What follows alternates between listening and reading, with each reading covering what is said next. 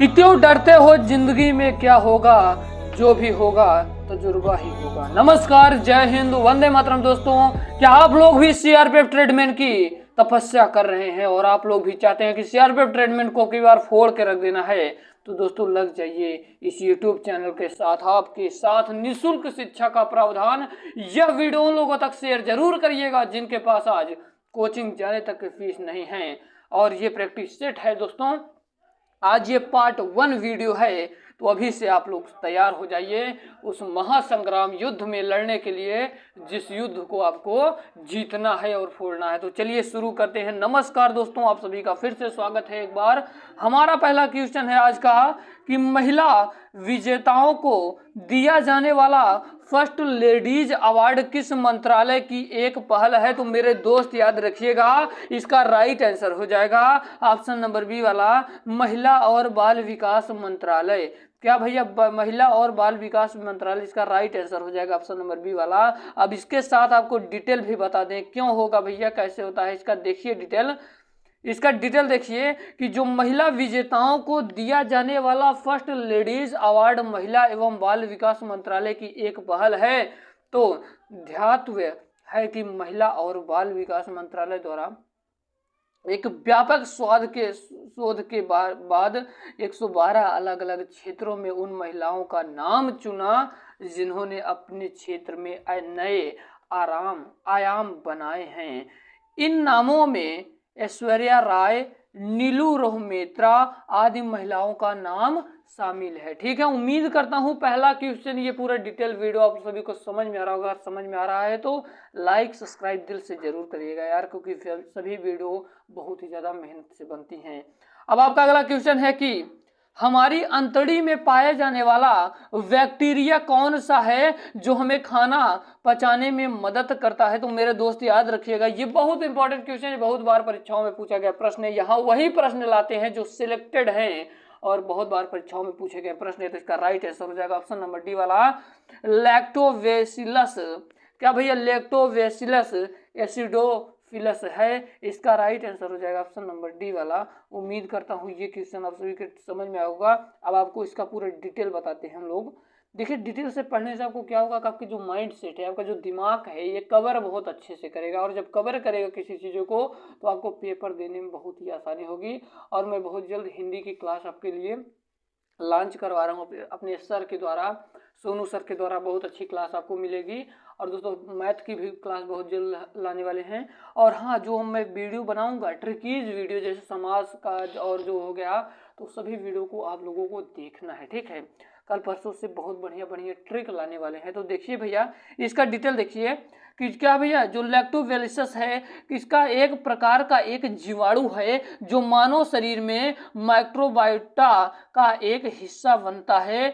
वह ज़्यादातर गैस्ट्रोइंटेस्टाइनल यानी आंत ट्रैक में पाया जाता है, जहां यह शरीर को सबसे आवश्यक पोषक तत्वों को अवशोषित करने के लिए भोजन को तोड़ने में मदद करता है। लैक्टोबैसिलस भैया शरीर में क्या होता है, प्रोबायोटिक्स कोलेस्ट्रॉल को कम करने में मदद करता है। उम्मीद करता हूँ ये छोटे छोटे पॉइंट आप सभी के समझ में आ गए होंगे। तो चलिए बिना किसी देरी के तीसरे नंबर के प्रश्न की ओर। कह रहा है कि पुस्तक the India of my dreams के लेखक कौन है? क्या आपको इसका पीडीएफ चाहिए? एक बार कमेंट बॉक्स में बता दीजिएगा। ठीक है, आपको वीडियो भी प्रोवाइड कर देंगे। तो पुस्तक the India of my dreams के लेखक भैया हैं महात्मा गांधी जी। कौन है भैया? महात्मा गांधी जी हैं। इसका डिटेल देख लीजिए। The India of my dreams पुस्तक के लेखक महात्मा गांधी जी हैं। महात्मा गांधी जी द्वारा लिखी गई अन्य पुस्तकें हिंद स्वराज और दक्षिण भारत में सत्याग्रह, ग्राम स्वराज आदि है। यही 3 बुक भैया, इसके अलावा भी हैं। ठीक है, अब आपका 4 नंबर का प्रश्न है मेरे दोस्त। कह रहा है कि 2010 राष्ट्रमंडल खेल में किस भारतीय तीरंदाज ने महिलाओं की व्यक्तिगत रिकवर स्पर्धा में स्वर्ण पदक जीता है? तो मेरे दोस्त याद रखिएगा, इसका राइट आंसर हो जाएगा दीपिका कुमारी। इसका राइट आंसर हो जाएगा ऑप्शन नंबर बी वाला, दीपिका कुमारी जी तो देखिए भैया, आपको बता देते हैं दीपिका कुमारी जी। दीपिका कुमारी एक भारतीय महिला तीरंदाज हैं। इनका जन्म झारखंड में रांची में हुआ था। इनका वर्ष 2010 में दिल्ली में राष्ट्रमंडल खेलों में महिलाओं की व्यक्तिगत तीरंदाजी प्रतिस्पर्धा में स्वर्ण पदक जीती थी तथा वर्ष 2010 राष्ट्रमंडल खेलों में रिकवर टीम स्पर्धा में भी स्वर्ण पदक जीता। 2016 में राष्ट्रपति प्रणब मुखर्जी ने दीपिका को पद्मश्री सम्मानित किया। ठीक है, अब हम लोग चलते हैं अपने अगले क्वेश्चन को। और कह रहा है कि आपका अगला क्वेश्चन है कि दुनिया की आधी से अधिक जैव विविधता कहाँ पाई जाती है। तो मेरे दोस्त याद रखिएगा, ये कहाँ पर उष्णकटिबंधीय वर्षा में वन में पाया जाता है। इसका करेक्ट आंसर हो जाएगा ऑप्शन नंबर सी वाला। ठीक है दोस्तों, इसका राइट आंसर हो जाएगा। इसका डिटेल आप लोग देखिए, उष्णकटिबंधीय वर्षा वन को उष्णकटिबंधीय सदाबहार वन भी कहते हैं। विश्व की आधी से अधिक जैव विविधता यही पाई जाती है। तो ये घने वन भूमध्य रेखा एवं उष्णकटिबंध के आसपास पाए जाते हैं। ये क्षेत्र गर्म होते हैं और पूरे वर्ष यहाँ अधिकतम वर्षा होती है। क्योंकि यहाँ का मौसम कभी भी शुष्क नहीं होता है मेरे दोस्त, अतः यहाँ के पेड़ों की पत्तियाँ पूरी तरह नहीं झड़ती, इसलिए इन्हें सदाबहार वन कहते हैं। ये दक्षिण अमेरिका के अमेजन उष्णकटिबंधीय वनों की जैव विविधता संसार में सर्वाधिक हैं।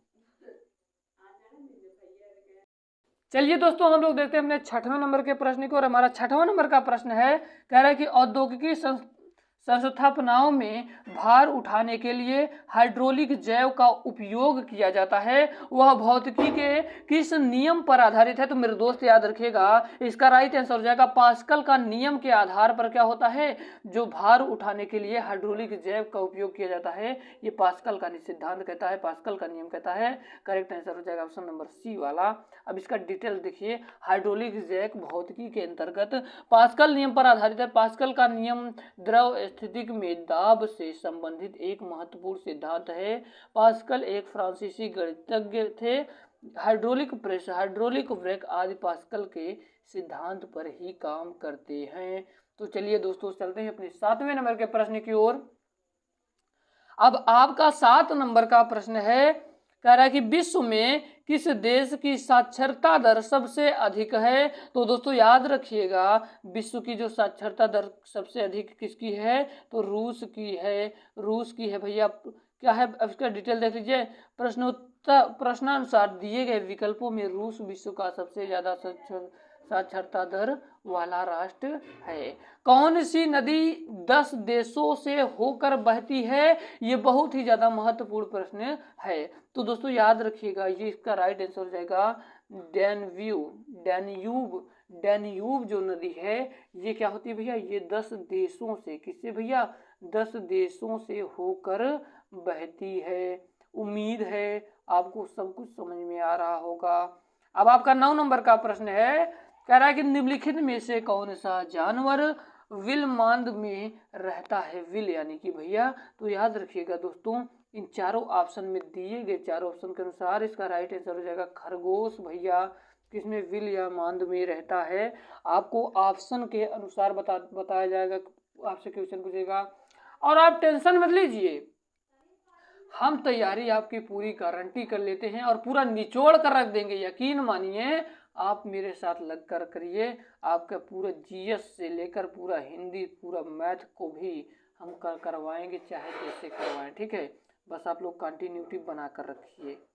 अगला क्वेश्चन है, लॉर्ड कर्जन की निगरानी में बंगाल का विभाजन किस वर्ष हुआ था। तो मेरे लाल याद रखिएगा, इसका राइट आंसर हो जाएगा 1905 ईस्वी में हुआ था। ऑप्शन नंबर ए वाला सही हो जाएगा। आपको पीडीएफ भी चाहिए, एक बार कमेंट में बता दीजिएगा, हम आपको पीडीएफ प्रोवाइड कर देंगे टेलीग्राम के माध्यम से। जाइएगा टेलीग्राम पर, अर्पित शर्मा के नाम से आईडी बनी हुई है, आप लोग जाकर वहाँ पर सर्च करिएगा, पहले नंबर पर आता है। ठीक है, आप लोग जाएंगे तो वहाँ पे क्लिक करेंगे तो वहीं पे हम सारे पीडीएफ आपको प्रोवाइड कर देंगे। नहीं बताइएगा, यशस्वी योद्धा के नाम पर हम लोग पीडीएफ, यशस्वी योद्धा के नाम पर हम टेलीग्राम पर भी क्या बनवा देंगे भैया, अपना भी एक संस्था बनवा देंगे। अगला प्रश्न है, कि भारतीय खाद्य नियम यानी एफसीआई की स्थापना कब की गई? तो मेरे दोस्त याद रखिएगा 1965 ईस्वी में की गई। ऑप्शन नंबर ए वाला सही हो जाएगा। अब आपका अगला प्रश्न है कि भारतीय संसद में दिवाला और दिवालियापन संहिता विधेयक किस वर्ष पारित किया गया है था? तो मेरे लाल याद रखिएगा वर्ष 2018 में। ऑप्शन नंबर ए वाला सही हो जाएगा। अब आपका अगला प्रश्न है करा कि किस भारतीय को भारत सरकार के लिए 10 बार बजट प्रस्तुत करने का गौरव हासिल है? तो मेरे लाल याद रखिएगा इसका करेक्ट आंसर हो जाएगा Morarji Desai. Option number C वाला सही हो जाएगा। 14 नंबर का क्वेश्चन है कह रहा कि यदि किसी देश में बजट घाटा है तो और यह स्थिति लंबे समय तक बनी रहती है तो इसका परिणाम क्या होगा? तो मेरे दोस्त याद रखिएगा बढ़ता कर्ज होगा। ऑप्शन नंबर सी वाला सही हो जाएगा। अब आपका 15 नंबर का प्रश्न है करा कि नोग कर्म नृत्य उत्सव किस भारतीय राज्य में मनाया जाने वाला एक पारंपरिक नृत्य उत्सव है? तो दोस्तों याद रखिएगा, आप सभी को बता दूं कि इसका करेक्ट आंसर हो जाएगा ऑप्शन नंबर बी वाला मेघालय का है मेरे लाल। ठीक है। अब आपका अगला क्वेश्चन है कह रहा है कि दिसंबर 1929 के दौरान कांग्रेस के किस सत्र में 26 जनवरी को पूर्ण स्वराज के दिन के रूप में निर्धारित किया गया? तो मेरे दोस्त याद रखिएगा ऑप्शन नंबर सी वाला लाहौर। ऑप्शन नंबर सी वाला सही हो जाएगा। स्क्रीनशॉट ले लीजिए, आप लोग इसको पढ़ लीजिएगा डिटेल में, मैं ज़्यादा टाइम आपको नहीं लेना चाहता हूँ। अगला क्वेश्चन है कि मज्म उल बहरैन पुस्तक लिखने वाला मुगल शासक कौन था?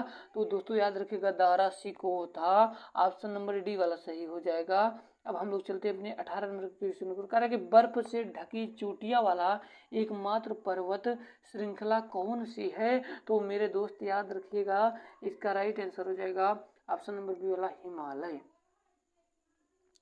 अब आपका 19 नंबर का प्रश्न कर रहा है कि नॉर्वे का सबसे प्रतिष्ठित पुरस्कार नॉर्वे नेशनल अवार्ड पाने वाले पहले भारतीय अभिनेता कौन हैं? तो मेरे दोस्तों याद रखिएगा आदिल हुसैन जी हैं। ऑप्शन नंबर ए वाला सही हो जाएगा। उम्मीद करता हूं ये सभी पॉइंट आप सभी के क्लियर हो रहे होंगे। आज का ये वाला प्रश्न है कि पैरा ओलंपिक स्वर्ण पदक जीतने वाले पहले भारतीय कौन हैं? तो दोस्तों याद रखिएगा इसका राइट आंसर हो जाएगा कौन भैया? मरियप्पन जी हैं। मरियप्पन थांगा वेलू जी कौन है भैया? पैरा ओलंपिक स्वर्ण पदक जीतने वाले पहले भारतीय। 21 नंबर का प्रश्न है कि भारत में वैश्ववाद की वृद्धि का प्रमाण हेलिओडोरस स्तंभ किस भारतीय शहर में स्थित है? मेरे लाल याद रखिएगा विदिशा में। ऑप्शन नंबर डी वाला सही हो जाएगा। अगला प्रश्न है कि प्राचीन काल में बौद्ध काल के दौरान क्या भैया कपिल वस्तु के शासक कौन थे? मेरे लाल याद रखिएगा शाक्य थे। ऑप्शन नंबर ए वाला से हो जाएगा। हम आप सभी की जानकारी के लिए बता दूं कि आज ये लास्ट प्रश्न है। कह रहा है कि वागू रुम्बा भारत की किस जनजाति का पारंपरिक नृत्य? तो मेरे दोस्त याद रखिएगा वोंडो। अब आपका अगला प्रश्न है, दो प्रश्न लग रहा है और बचा दोस्तों।